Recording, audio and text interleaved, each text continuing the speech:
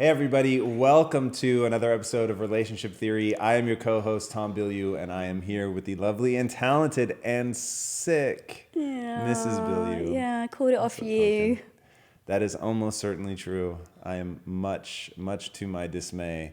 And this is day 9 for me, and I'm still not 100%, which is crazy town. Yeah. But that gives you an idea of where you're at today. What are you, day like 5? Day 6? 5 or 6, spent 3 days in bed. I think I got like 22 hours of sleep each day for 3 days, to a point where you thought I was probably in a coma at one point because I wasn't answering. I was definitely worried, yes. But couldn't let you guys down. Wow. Well, bless you. You even turned, you're like, are you sure you should do it? Coming from the man who did 2 full episodes with no voice. So honestly, how could I not show up today? Wow. So now I've done it to you, huh? Yeah, I mean, look, it's great pressure. I love it. You can't let me get away with, just Slacking off. Nice. Well, here you are, flu in hand, ready to go. And I'm mid-fast, so the fast kicked off last night. I'll be over here now. Fast kicked off last night at 7 p.m. So, and I just thought, because between the flu, fasting, why shouldn't I also stop drinking caffeine? So we're doing that as well. So I have Perrier in my hand today, and much love. This makes me think of my mother-in-law. So, oh, she'll love that. So, all right, here we are. Let's get some questions. All right, let's get some questions. I love this question, so I'm just going to Nice. hit you with it. Let's do it. All right, this is from YouTube from last week. Okay. Hey, Tom, love what you're doing with relationship theory. In The Way of Superior Man by David Dada says that your purpose, your hero's journey should be your number one priority. He talks about you, you know this? I know, but I can feel where this He is talks going. about that, and your mission should be even more important than your wife. Yeah, I saw that coming. Do you agree with it or not? I had to chuckle. I was like, oh, I've got to ask him that. Yeah. Oh, God. So this goes back to the concept of you can never ask me to give up my ambition. It is... it's one of those things that is inextricably tied up in the person. And so the relationship wouldn't be able to survive somebody saying, hey, like, you should stop being ambitious, or you should stop your quest for self-mastery. The moment they ask you to give that up, like, one, if they were to ever ask you to give that up already, just the relationship would be in a super weird place, because that is such a dangerous thing to ask somebody. And in fact, one of the things in our relationship that I'm most proud of is recognizing that you're on your own hero's journey, and that our relationship has changed so dramatically in you transitioning out of seeing yourself as a housewife and into seeing yourself as a very powerful business person. And that was a dramatic shift, and we've talked a lot about that, but I think it bears repeating that I used to have my clothes set out for me. Every meal was made for me. I mean, it was amazing. And it wasn't like I was sitting there going, man, this really sucks, and my wife should stop doing this. It was absolutely incredible. And so you really finding your own voice and your own ambition and all of that, and going through that transition, which has certainly toughened you up, hardened you up, taken some of the time and energy away from me and applied towards the business that we're building. And it's really been in stages, right? So first it was Quest, and then now this. And it's going through that. I recognized in real time that to ask you to give that up for me would be just as crazy as you asking me to give it up for you. So it's, I think, one of the most fundamental things to choosing wisely in your partner is somebody who gets that, somebody that wouldn't want that, somebody who sees all of that as fundamental to the power and potency of the relationship. And so, yeah, it's in some way is the notion of self-betterment, of being your own person. Is that the ultimate thing? I guess. But it's also such a foundation, such a pillar of any relationship that you don't need to ever make somebody choose between the two. And then if, think about it. If something happened to you, then I would be devastated in a way. Like, just think about it from a movie perspective. People would understand a character coming to a screeching halt when they lose the love of their life, right? Like, you just get it. There's two things you can do to set a character up for like the most compelling revenge tale ever. Kill their kids, kill their spouse, right?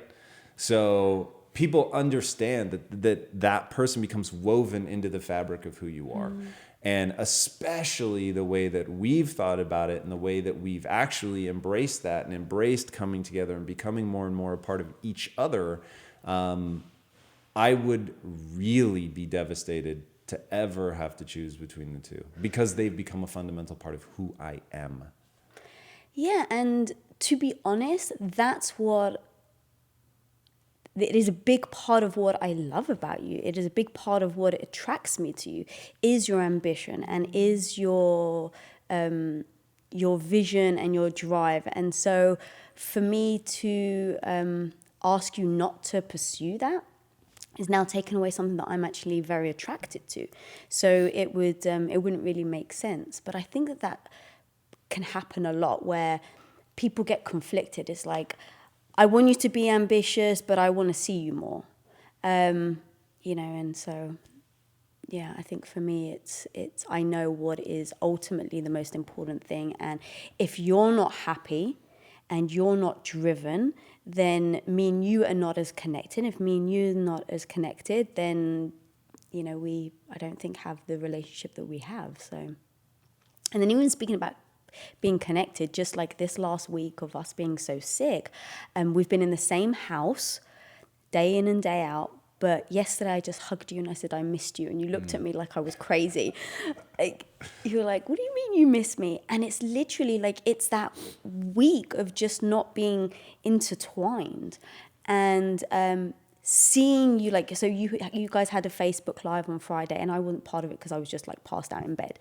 And even that, I was like, I feel like I'm missing out on being part of this, on this journey with you. And I think that's why, some people say, how can you guys work together? I actually think us working together has brought us that much closer. No and question. So I get to see. But it's also that much more dangerous. I do want people to understand that working together is not easy. It's something that you have to have all kinds of rules of engagement and really have talked about and thought about and adjust as you go. This isn't something like, it was like, hey, like we just like, this is so easy and everyone should do it. It doesn't work like that. Agreed. But we've spoken many times about, so like we've been together for so long now, going on almost 17 years. I know you don't like me to, in fact, sorry, my phone is vibrating. I don't know. Let me put this on. Do not disturb. Do not disturb. Yeah, sorry. And so we've been together now for almost 17 years and we've seen each other change. And it hasn't been like you've changed overnight or I've changed overnight. And it's interesting when so many people say, you're not the same person I married. It's like, well, I hope not, because I always want to grow. I always want to, you to grow. So I don't want you to be necessarily the same person that I married. I want the same fundamental beliefs that family is important, that we're always going to stick together. That's important.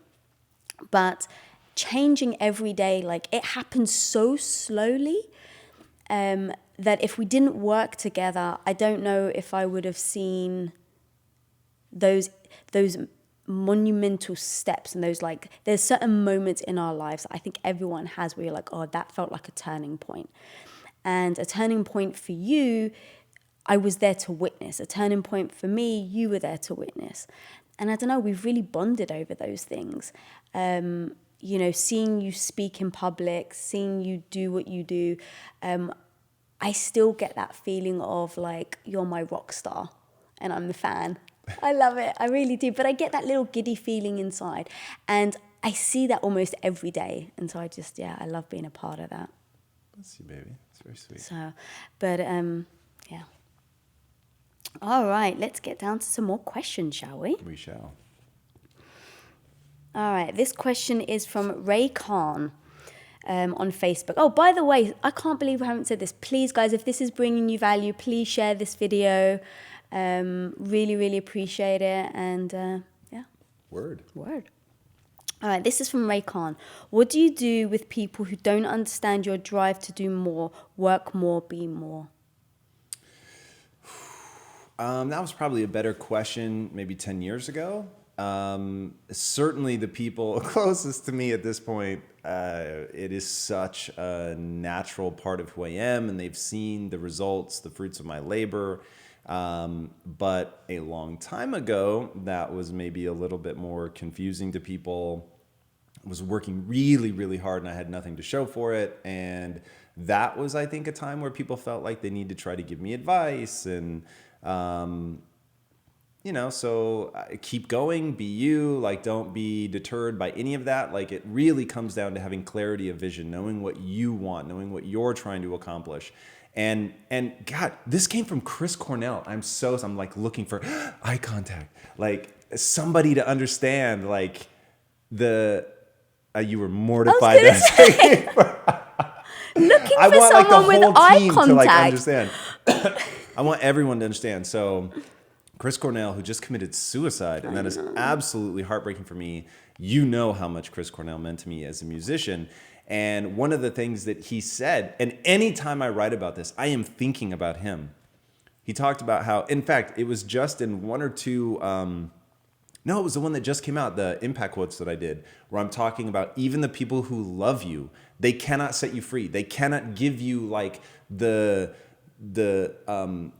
take off the limitations, right? They're putting limitations on because they love you, they care about you, they're worried about you, they want you to be successful, but they define success oftentimes as the freedom from suffering. And because what they want for you is not to suffer, and suffering is critical, and that is why we're in the middle of a fast right now. But when he said that, and I don't remember the song, but he talked about how even the people who love you are gonna hold you back. And I thought, whoa. And I think the line is even something like, they do it because they love you. Because they love you, they're trying to hold you back. They don't think of it like that, but they think of like they so don't want you to ache with loss. They so don't want you to hurt the way that only failing at something can make you hurt, that they want to protect you from that. And I thought, whoa, like, the people who love you the most may be the ones that try to hold you back the most because they're so terrified of what you will have to go through. And that, that was a really, really powerful wake-up call. And so, man, like understanding that, that's why you have to be your own barometer. That's why you have to know what you want. That's why you have to be so like internally, you have to know what you want, and you have to know the price you're willing to pay to get there. And all of that, like, it can't come from anybody else. Go ahead. Do you think then that's the same for people who give that advice to the partner? So for instance, I've had people in my life who, when we said we were going to start a protein bar company, they turned to me, right? Let's say my family and friends turned to me, and they're kind of like, what are you doing? Like, we love Tom, and, but what happened to going into filmmaking, and are you okay with this? Like, do you think that still comes from the same internal, like, I just want good things for them? Yeah, I do. Because I think that, go ahead. I was just going to say, I think a lot of people get that, right? Where it's either like they're putting judgment on you and they're doing it through me. Sure, but I think it's at that moment they can't help. Two things are going on. One, they cannot help but think I'm crazy. And so people like, God, what was the quote? I just used it in the impact quotes. It's like Epictetus, if you want to make progress or get better or something like that, like you have to be prepared to be thought foolish and stupid.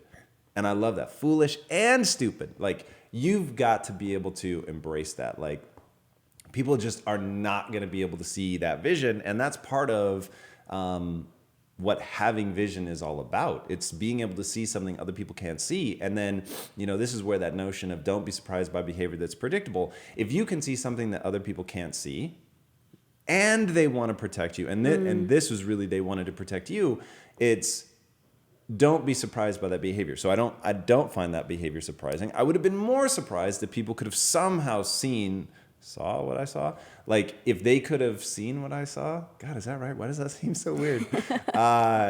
Whatever the correct use of that is, if they could have seen that, like I would have been more shocked than them not being able to see it. And then of course they're going to want to protect you. They have a better relationship with you. They're closer with you. So of course, like they're going to be able to say things to you that they might not want to say to me because they don't want to hurt my feelings. Also, people are usually hedging their bets. Like nobody wants to come out and just say like, this is never going to work, because too often it does. But like, look, even if it doesn't work, right? If me and you've decided to go down a path, and this is something that we're like super keen on, super enthusiastic, as a husband and wife, we've made the decision. It used to bother me where people were like, you know, what are you doing? You guys are crazy. Because ultimately, like, what difference does it make to them?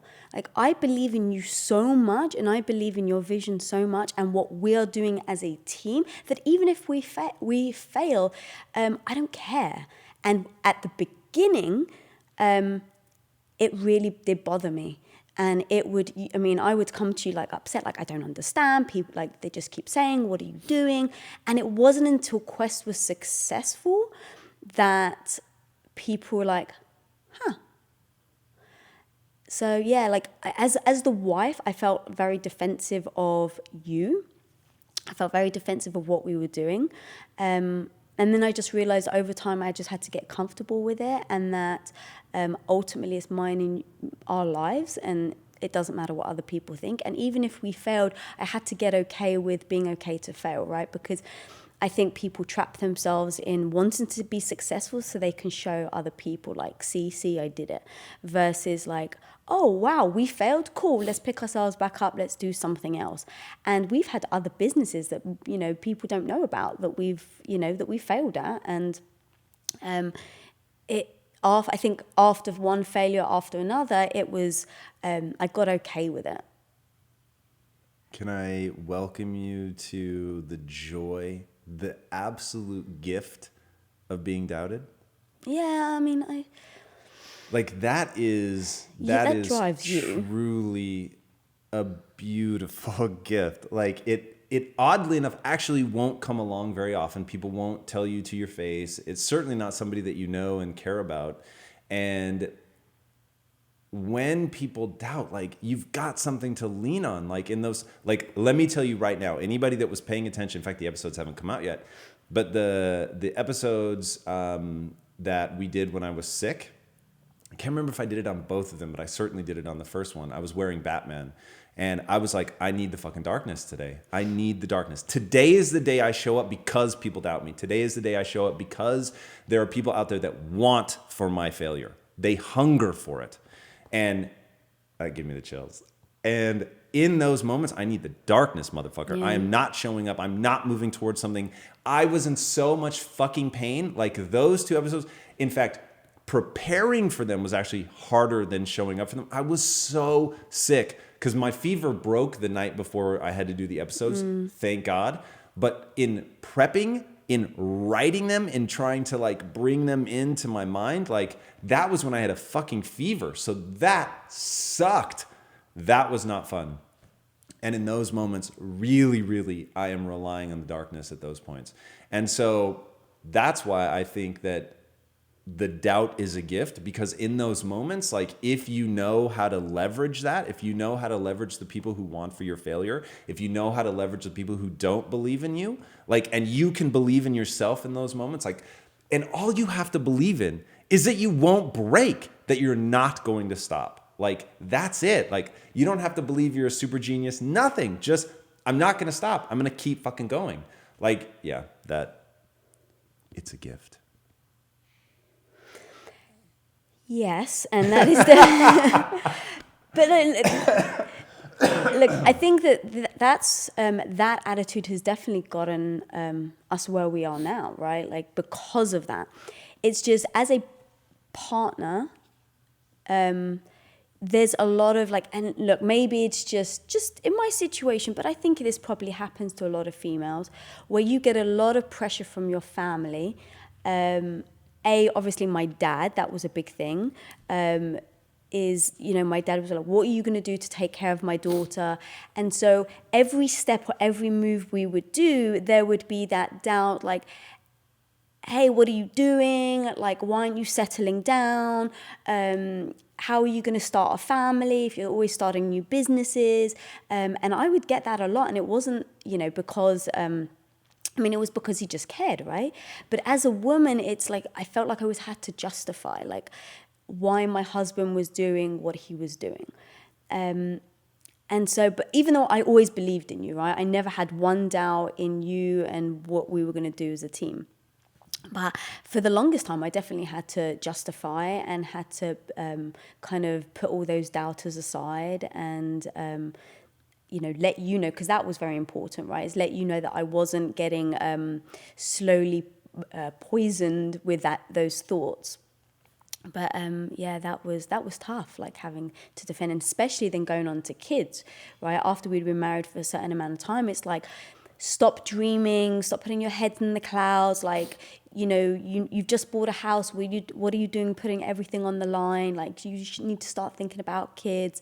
And it got exhausting. And I used to get upset about that because, Bless you. yeah. But then I think it just becomes, you need to get comfortable in the decisions, right? I had to get comfortable in, look, no, this isn't anyone else's life but mine. And when people want to put judgment on you, like you said earlier, it's because they feel they want to protect you. And so reframing it like that in my mind actually really helped me. And I just said to myself, okay, all my family love me. They want me to do well. They don't want, to see me ever have regrets, right? Because they don't know if we're going to succeed. And so for them, it's like, oh my God, in 5 years when they don't have a penny to rub together, how are they going to have children then? And, you're not getting any younger and you're not going to be able to have kids soon. And so, when I finally became okay with it, this is my life, this is no one else's. And as long as me and you are on the same page, and as long as me and you have that same vision and both in communication about what we're doing and then what those next steps are, it doesn't matter what other people think. And that was really tough. Can I arm you with a quote for next time? Booze don't block dunks. I love that. My boy Kobe Bryant. Booze don't block dunks. Yeah. Like, whether it's somebody with good intentions, somebody that has bad intentions, it's irrelevant. Like, performance wins. Like, that's it. And so people can think you're crazy, people can heckle you from the sides, but either you're capable of the performance or you're not. Right. And so in times where people are throwing shade my way, all I think about is performance. Get so good you can't be stopped. Yeah. All right, on to the next question. On to the next. This question is from Mohammed Aglan. Should you go in a relationship just for love, or should you consider mind, entrepreneurship, price of believing, understanding, and appreciation, which may lead you to being single forever? Was that basically just like a wall of like other things to consider? Exactly. Yeah. So here's the long and the short of it. Love is not enough. There you go. Yeah. Like, love is a momentary brain chemistry state that will change and evolve. And if you don't have the interpersonal skills to navigate that, you are dust. And that's why I think so many first marriages fail. People they don't have the relationship skills. Like, relationship skills are a thing. Like, if you're not practicing them and thinking about communication and how to like really live with somebody and what does it mean to grow together over time and like all of those things, like sometimes you're going to win and other times, like, there have been 1,000 times where you've given to me emotionally and made sure to support what I'm doing. But can you do the opposite? Can you support the other person? Can you slow down so that they can be supported, so that they can grow in the way that they want to grow? A lot of people can take, but not a lot of people can give. And that's why I was saying earlier, like, the thing in our relationship that I'm proud of was when I realized, whoa, like, I have to give you the space to do you. And I can't be bitter or jealous that means that it's attention, time, and focus taken away from me and what I'm trying to do. You need to be able to evolve in whatever direction you want. And I need to give the same amount of energy and support to you in doing that you'd always given to me.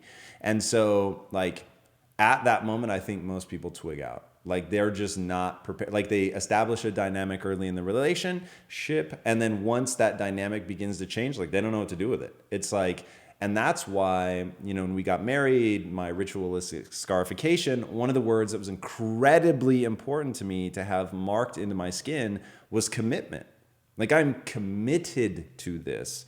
And that means figuring it out. It means transcending the neurochemistry. And I think, you know, to bring it back to the words that he used, like entrepreneurship, I'll assume he means the way I mean ambition, right? That you're trying to do something, become something. Like you're going to have to just put so much energy into that self-development and getting better and becoming capable of things you weren't capable of before. Like all of that. 100%. Like you need to let them know that's you. You need to let them know that that's what you're about, but you need to give them the same space to be a fully fledged person, to change over time, that you need to communicate with them and figure out who they're becoming and what they want. And that just because, you know, at the beginning of the relationship, they say, oh, like that's not necessarily what I want. And I just want to support you and all. Yeah. But when the moment comes where they're like, actually, I do want something for myself and I do want to define myself separately. What do you do at that point? And how do you make sure that you're doing it together? Man, it's like, it is not easy, but that's why, and for the record, I don't think most people should be in long-term relationships. I don't think they're capable. That's just the truth. Yeah, it actually got me thinking about one thing we've spoken a lot about, which is phases in our lives and phases in our relationships. Because so many people, when they first meet, it's this spark, right? On your first date, the magic, and that first month, it's all romance. You can't wait to see them. You know, they text you, your heart starts like, I guess when we met, texting wasn't around, but Right.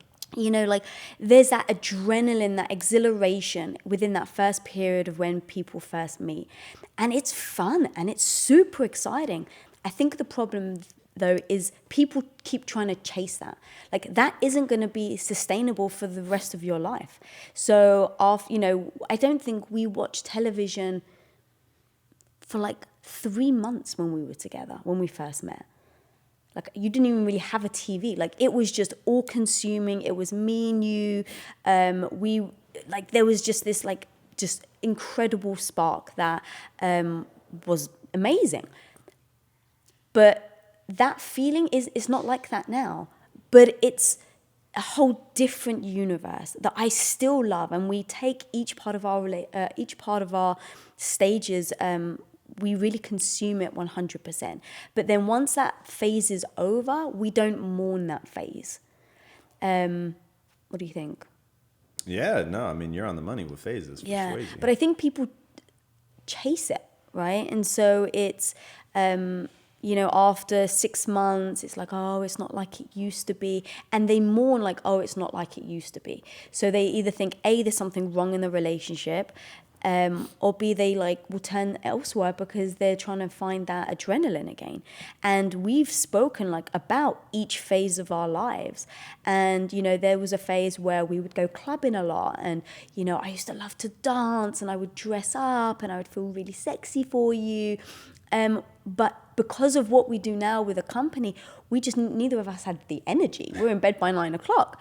But I don't feel like, oh, our life was amazing back then and it's not now. It's like that was an incredible phase of our lives and we had so much fun. And now this phase is just as incredible, but in different ways, right? It's now we're building a business and we're really, like we're just enjoying this moment.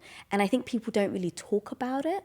And I think that could actually do a disservice to the relationship if you don't talk about the phases where you are now in your relationship and what is exciting now. And look, if there were certain things that we miss in our relationship from, you know, 3 months ago, 2 years ago, 4 years ago, we would talk about it and we would, you know, adjust. And you said to me, so I've been really sick, and so yesterday or the day before, I'm like got a fever and I'm in bed and I'm like all stuffed up and I kind of look at you and I haven't had a shower and you go, I know you don't want to hear this, baby, but you look so sexy right now. And it was so sweet and endearing because it was like, that's so you. You take each phase and each moment for what it is. And yeah, you really do. I can't remember where I was going to lead to with that. The flu starting to like dwarf my mind. But yeah, it's enjoying each phase. Oh, and that's where I was going to go. You said, look, one day you're going to be, when you're 50, when you're 60, when you're 70, you're going to be super old and wrinkly. So the fact that I find you incredibly attractive now, like when you're 80, like I may not be as attractive as I am now, but that's okay. And you're still going to love me for that phase. And I think that's so important for people to understand, is that especially because we got married when we were so young, it's like, that's never going to last, right? If all you're doing is in love with me for this period of my life, then we're dust, right? Our relationship is dust. It's never going to survive. So yeah, we take each phase for what it is, and we enjoy each phase for what it is, and yeah, we embrace it. Truth. Got to do it. All right. So let's go to another question. Question from Naomi Hernandez. Hi, Tom and Lisa. Your guys' advice on authenticity is mind-blowing. Thank you. Thank you for sharing it with us. How do you make sure you don't emotionally use your partner to help you overcome your insecurities or to fulfill something that you selfishly want for yourself? Well, I do use my partner to overcome insecurities and to get things that I want selfishly for myself. So I think we may be trying to avoid something that isn't necessarily meant to be avoided. I mean, to me, like, it all comes down to, why are people willing to make the sacrifices that they make?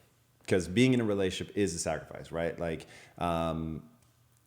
the first 3 days when somebody's gone, for me, it may be a little bit less for you, but the first 3 days for me, like when you would go to England, I'd be like, this is amazing. I'm a bachelor again. I can leave shit laying anywhere I want. It will be exactly where I put it. It is just beyond measure fantastic. And I can read or play video games and not have to think about anybody else. Like, whatever I want to do. Like, this is miraculous. And I love that for you as well. For Schways. I get excited for you. Absolutely. You've always been very sweet about that.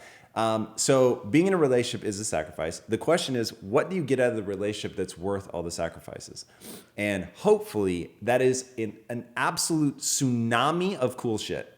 And if it's not, you're probably in a bad situation. And for me, like, being somebody's number one is unbelievable. Being totally unguarded with somebody, them knowing all of your insecurities and knowing they will never use them against you. Like, that is a point of pride for me. There's nothing you could do that would make me leverage the things that you gave me in a moment of like unguardedness against you ever, because it's not who I want to be. Like, even if you went psycho and you became a total, we'll leave it, but like just a really bad person, I still wouldn't do anything against you.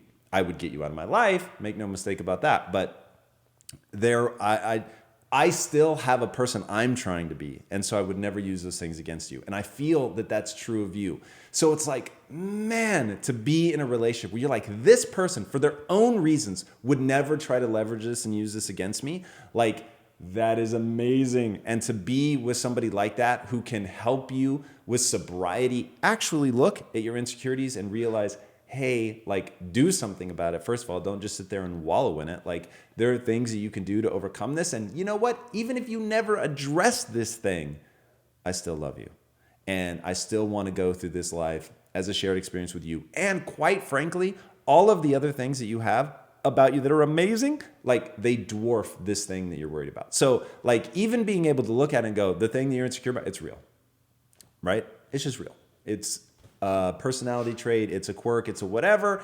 Either address it and make it go away, or know that, you know what, I'm still down to rock with you. Like, but what if it was insecurities where you're like, okay, you're completely crazy, is an absolute, like, I don't even see what you see, and it started to really affect our relationship? What would you do then? Well, then you're saying that my behavior just doesn't make sense. So I'm insecure about something, and now I have so become it's like got me in a weird twist where my behavior doesn't make sense anymore. Yes? Right. Okay, so your behavior doesn't make sense. Whenever behavior doesn't make sense, you need to adjust your behavior, like simple as. And we can both think But of what if it was your somebody- partner that, so like, what if it was me that was super insecure and it didn't make sense and I was just really insecure about it and I kept on and it started to affect our relationship? What would you do? All right, so now let's go step by step. So first of all, you have to, in a relationship, own like your own stuff. So that's why it was much easier to talk about me, because I would just say, hey, you have to own your behavior. Now, that Right, would be but a yeah. really, bear with me, Yeah. that would be a really poor strategy for you to use if I'm not being receptive. So if for whatever reason this insecurity is just eating me alive and now it's really beginning to degrade our ability to have a functioning relationship, Right. then one, God, there are tiers of things. There are things that can be addressed without professional intervention. There are going to be other things that would require professional intervention. I can think of things, but it would get a little weird, I think, to maybe go that hardcore. But there are certainly things that could have happened to you, especially, that would create new insecurities or problems just psychologically, and you would need to get help. Like, we would need to seek a therapist. We would need to have somebody that would help us through just understanding what you're going through, understanding why this is becoming such an issue. And then there's this thing called cognitive behavioral therapy.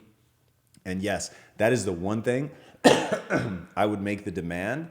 If you want to stay in this relationship and this thing is damaging our relationship, if you want to stay in the relationship, you have to do cognitive behavioral therapy, which is basically every time you're thinking about that thing, like, you've got to do the work of unwinding it, of not letting it put you in a place of anxiety or fear or whatever it is that's making it so damaging that we're not able to have the relationship.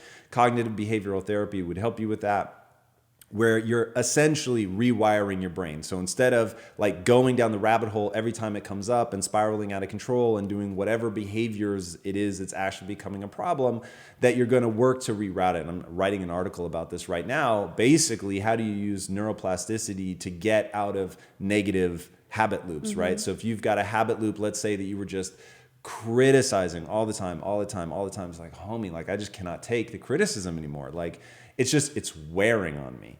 Like, using the impulse to criticize, to flip it and think of a compliment, something totally authentic, something that is absolutely real. And by you using the impulse to criticize to refocus your own mind onto things you believe truly are complimentary about me, to focus on that and then externalize it, that's an incredibly powerful technique. And you're literally using the impulse to criticize as the trigger to not, and then say the compliment.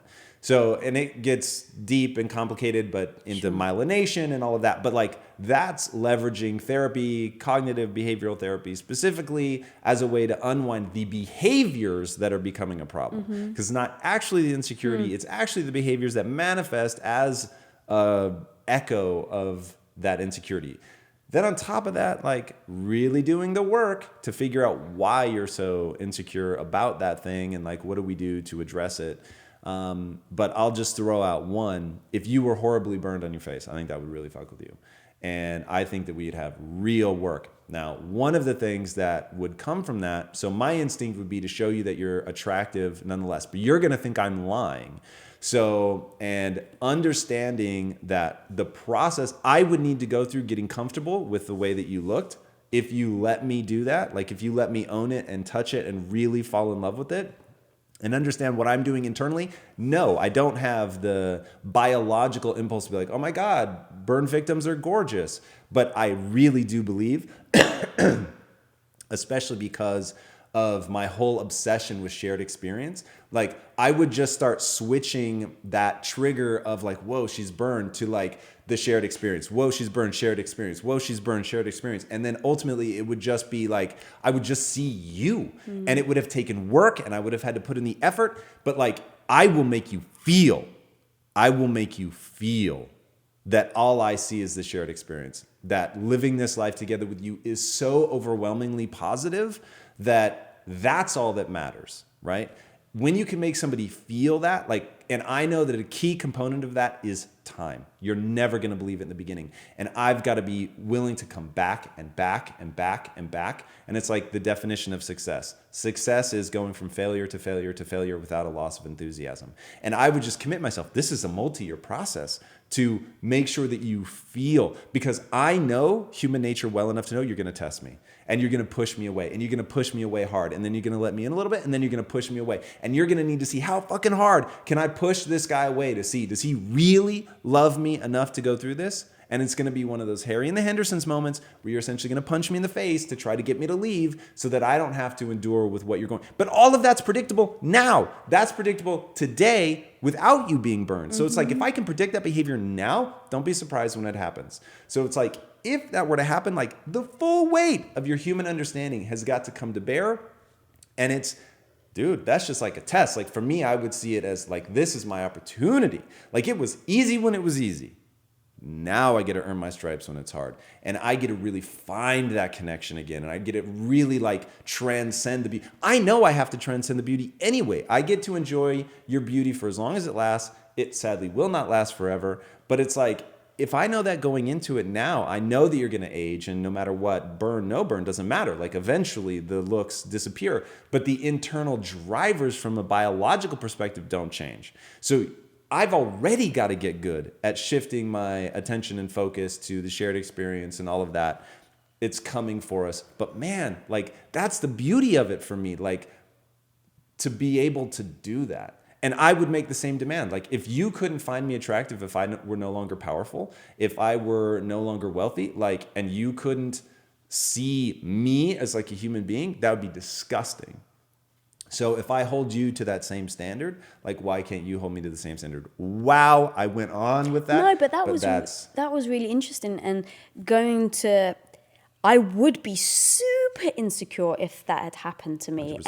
And I think every little thing is a life's test. You know, I mean, even with all of my health issues that I've had over the last few years, I've struggled with it immensely, right? Like there are times like I was just withering away. So everything that I pride myself on being, fit, going to the gym, feeling good, dressing up, feeling sexy, feel like all these things that I really pride myself on and that I love to do and it makes me feel good, I couldn't do for at least a year.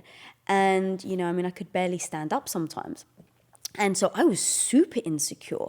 I was just skinny. And so I didn't feel good about myself. And so I was very insecure, and I would, kind of turn to you for confidence. But there was a fine line for you. And I really, fine line in regards to, yes, I'm here to make you feel good, but at the same time, you need to explore your confidence on your own as well. Because if I'm just relying on you to give me confidence and to make me feel okay with my insecurities, then I think it could be dangerous, because there are times where you're going to be busy, you're going to be overwhelmed, you've got a lot of work on, you're not paying attention. And now I'm just like looking for you for, to be saved. And we had that discussion about like, you need to also work on it yourself, because I cannot be the complete crutch for you each day. Like, do you feel good only because I make you feel good? Right. So we've really worked on that. And I think it's kind of two parts. I think you need to work on your own insecurities by yourself. You can't just turn to the other person to make you feel good about yourself. And at the same time, when I really did need, I couldn't get out of it, right? If I couldn't get out of feeling down or feeling insecure, I would turn to you and I would be very honest and say, baby, like, I'm just not feeling good right now. Like, this is really weighing on me. It's been 3 months. I haven't been able to work out. I still can't eat. I don't feel good about myself. I don't even want to go on date night. I just need this from you. I need cuddles. I need you to come and kiss me and tell me it's okay. And you were there for me. But I think it was that combination of me recognizing what I needed from you, you being very open and willing to do that, and then also me understanding that I can't just rely on you full time to make me feel good about myself.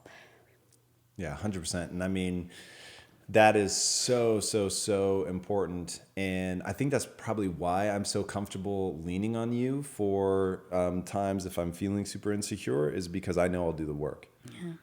I'm not going to stay there. Like, I know better than that. Yeah. And, you know, and that's something that I don't know. I don't even know how to give people that insight into in this relationship. If you, if you want to be in this dynamic, you can't wallow.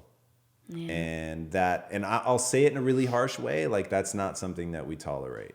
Now, we tolerate it for, you know, like, you give it some space. You don't want to be a jerk. Like, you need to give the person time to mourn if they're going through something. But at the same time, it's dangerous from a relationship perspective to let people do it forever. At some point, you got to say, look, I'm going to be here to support you for Shwazy, but do some fucking work. Yeah, and you said that to me. Yes. Especially because it was a digestion thing. And so there was no easy fix. It wasn't like, oh, like the flu, right? Like, oh, in a week you're going to be better. Right. It was like, this could be a 2-year process. And it has been a 2, if not longer now. And so it was like, this isn't going to be solved overnight. So if you're not working towards getting better, then this could be really damaging. It could be damaging to our relationship. It can be damaging to me as, as a female, my confidence, like, and so you literally said, like, you need to put in the work, and you need to make sure that you are never just wallowing, and sometimes where there were days where, like, I had to go for, I had so many tests done on my stomach, and there were days where I literally couldn't eat because I was having tests done. And so obviously, when you're just withering away and you're not eating, and, you start to feel down and sad, and you just said, like, look, you've got to snap out of it. You've got to do everything you can to recognize that this is just a moment in time. And the famous phrase that I love that you always say is, this too shall pass. And you did it in a way where I never just felt like you brushed me off. And I think that's really, really important. When someone's insecure or having trouble or feeling down or something like that, like, there's got to be a beautiful balance of love, support, emotional support, but also pushing them to be better. Because you weren't one or the other, right? You weren't just like, look, you're going to have to suck it up, right? Because then I'd be like, really feel alone. Right. So yeah, that was really important. And you weren't just like, oh my God, baby, you're okay. And just let me wallow and wallow and wallow. Like, you didn't let that either. So I think that's important.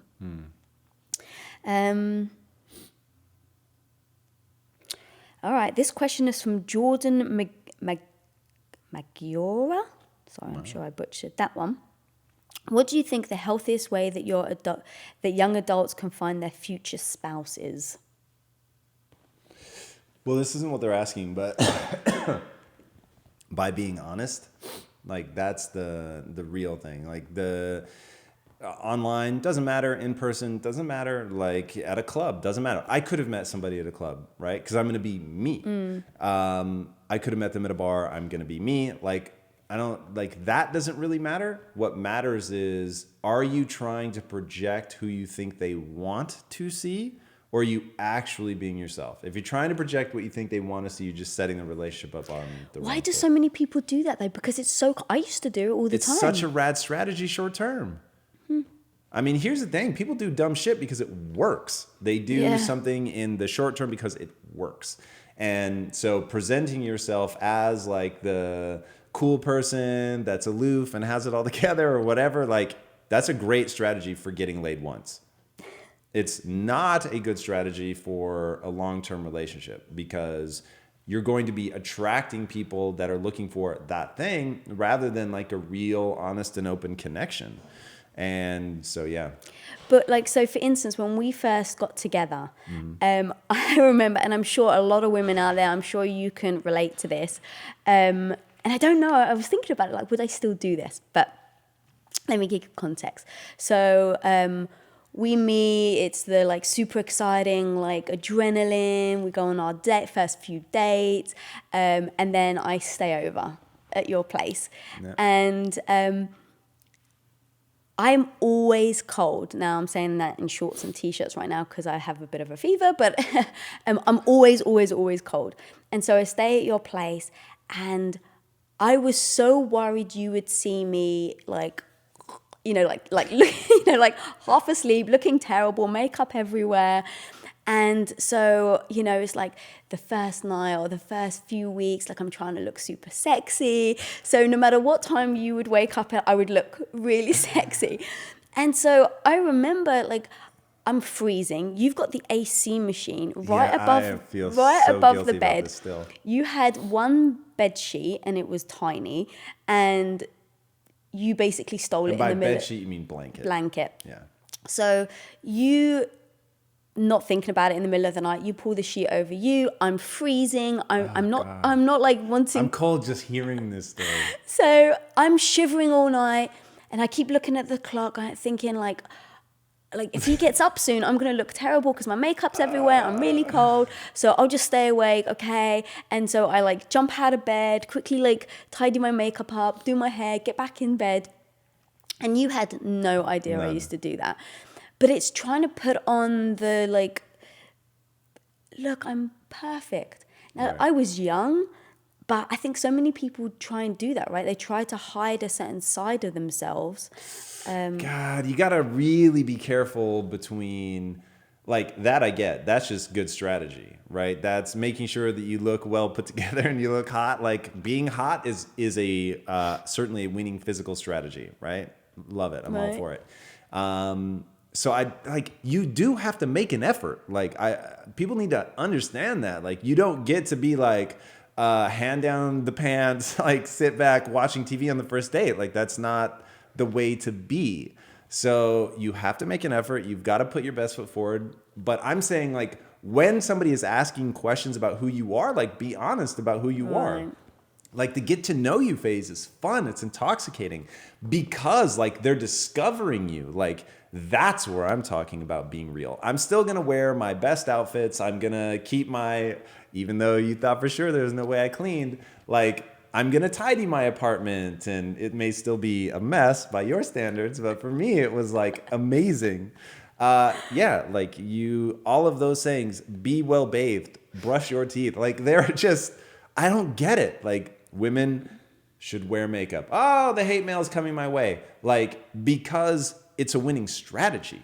So I don't see that as like lying about who you are or anything like that. Like, that you still have to attract a mate. And so when people pretend like that's not real, then I'm equally like, what are you doing? Like, that's fair. Lying about who you are and acting as if people, like, there isn't a phase of attraction. Like, those are both real. All right, well, then take this. Me being fussy. This. Well, you know what I'm going to say now, don't you? You better. This better involve bread. It did. So again, there's this notion of when you're on your first few dates with a guy, and again, like, I was young, so I think, like, now I would never do this. I think I'm so confident in who I am that I'd be like, and what?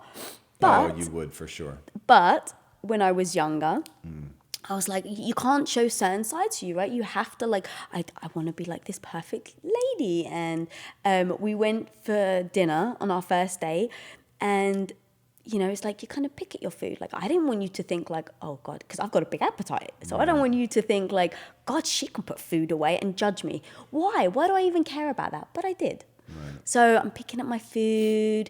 Like, I don't eat much. I think I'm being a lady. And then we went to a movie screening.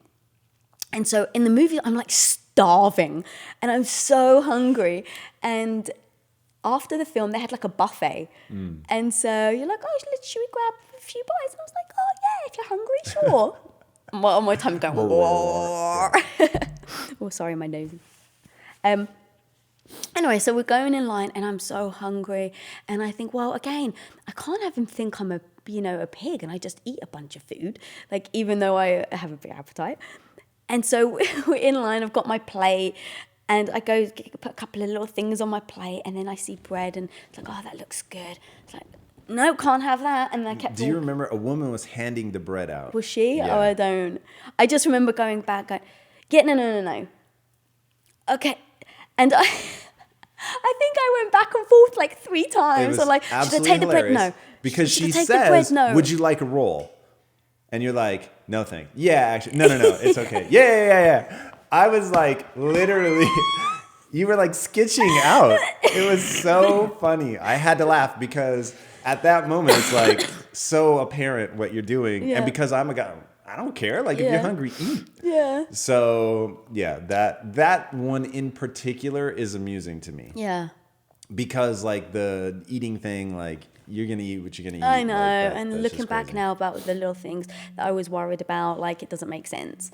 My phone, sorry about that. So yeah, I just And you're think like a straight mess over there with your phone. I don't understand what is going on. Yeah, I think just be yourself. Like if I could go back now, but people do worry and they do, you know, I mean, look, judgment is all around, isn't it? So I think, you know, I was It's like Christmas.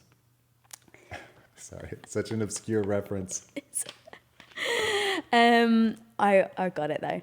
Yes. All right, I think we've got time for one more and then we're going to have to wrap. All right. Okay. It's so funny. I keep having like this impulse to eat because I'm now getting really hungry. Really? And it's like I have 2.5 days Yeah. until I can eat. Oh, actually, people have asked if I'm doing it with you. No. Definitely not. So I'm not doing the fast with him just because of my own digestive issues. It is not good for me to not eat. A and B with the flu, at the stage of flu you're in, I'm so grateful that this time the way that it And did. to be honest, I pretty much did fast for 2 days just because I didn't have an appetite. But yeah. Excuse me. All right, so time for one more question. This question is from Francisco Vergara. Hi, guys. Question: how patient do you think someone should be with their verbally, emotionally abusive partner in the hope that they will improve? Ooh. Shall I go first? Sure. I couldn't be patient. You can't be I emotionally can't. abusive. I You just can't can't. do it. Yeah. You get like 3 strikes on that one. Yeah, I was going to say, the question is, have they always been, or is it something new? Does it fucking matter? If they've always been that no. way, then you were, making some catastrophic errors in judgment to get into the relationship. Right. But that doesn't mean that you should put up with it. Like if somebody's but- developed, like if you develop emotional abuse, like in the near term future, no, homie, don't play that. Yeah. That's madness. That will diminish who you are as a person so fucking fast. Like the only reason to be in a relationship is because you're somebody's number one. You don't emotionally kick the crap out of somebody who's your number one. Like that's madness. Right. Madness. And people treat you exactly the way you let them treat you. Also, do you think that there's a difference between, like, basically if someone was being emotionally abusive towards you, like, you are this, versus, like, for fuck's sake, like, Getting angry and being an angry person is different than being emotionally abusive. yeah, that's true. Very specific words were used. Yeah. Emotionally abusive. Yeah. Yeah, no way. So not patient. So what at do you all. think it is that people can't sometimes just walk away from that? God, wasn't this our last question? It was, like you but- want to talk about something that would take real time to answer. Yeah. So, I mean, from being codependent and having the insecurity in yourself to think when somebody says words like, no one will ever love you like I love you, right? Just punch them in the mouth and walk away. Like, that's crazy town. That's so manipulative. But when I was younger, so I was in a 4-year relationship before I met you. Yes. And he said that to me. Okay. Yeah. And should you have stayed with him? Or was 4 years maybe plenty of time to figure out that doesn't make sense? I guess it's tough because at least for me, when I was younger, it was like, I thought like it was my first love. It was the first boyfriend I ever had. And so they knew how to use that to trap you. Oh, yes. I'm not saying I don't have all the empathy in the world for someone who's being emotionally abused, Yeah. who probably, by the way, was emotionally abused growing up. Like, I get it. My heart is broken and it bleeds for somebody in a relationship like that. I even have empathy for the person who's being abusive because something has gone wrong there as well. Right. But dude, you want to talk about life being way too fucking short to spend it in a relationship that takes from you rather than giving? What on earth are you doing? Yeah. That's crazy. Like, this is where be thankful you're not my wife and like you don't have to deal with tough love all the time. That's fucking wacko. Like, life is way too short for that. You've got to get out of that relationship. And if you want to give them like, hey, you've got 7 days, get it to fucking together. At the end of those 7 days, if you have not figured out how to stop yourself from being emotionally abusive, then we're done. Like, peace out. Like, that's so, like, you're letting them treat you like that. I want to be really fucking forceful about that. You are letting them treat you like that. They could modify their behavior. Behavior is modifiable. They're not doing it. I'm not saying it's easy, but I'm saying it's possible. And to let somebody drag you down like that, that is not okay in my opinion. Yeah. No way. I mean, look, I would never take that from you. And so I think that's been an evolution in my confidence and being able to be okay, like being okay with being alone versus being with somebody who makes you feel badly about yourself. Alone is so much better. Right. And that's the thing, like, I think for me and you, respect. Like, we have so much respect for each other. And I think that that's why, like, the second you were emotionally abusive towards me, the respect's out the window. I would lose respect for myself. Right. That's so crazy. Like, yeah, that's crazy town. You were diminishing, because I've hurt you before, okay? But I've never diminished who you are. Right. Like, when I see that I've hurt you, it's like, oh my, like I stop instantly. Like, whoa, whoa, whoa. That was not my intention. Let's figure out what went wrong here. That is not where I want to leave you. Like, that is... But diminishing who they are as a person, systematically breaking them, Yeah. that's nasty. Yeah. Nasty. Yeah. All right. Well, on that super happy note, thank you guys so much for joining us. If anybody out there is doing the Summer Ready IT Challenge, yay, you're suffering with me. That's amazing. And for the people that have hit me up on Instagram letting me know that you guys are with me on this, it's awesome. It is fun to do with other people. And yeah, thank you guys as always for submitting your questions. Yeah, this is a lot of fun. And if you haven't already, be sure to subscribe. And until next time, my friends, be legendary. Take care. Bye.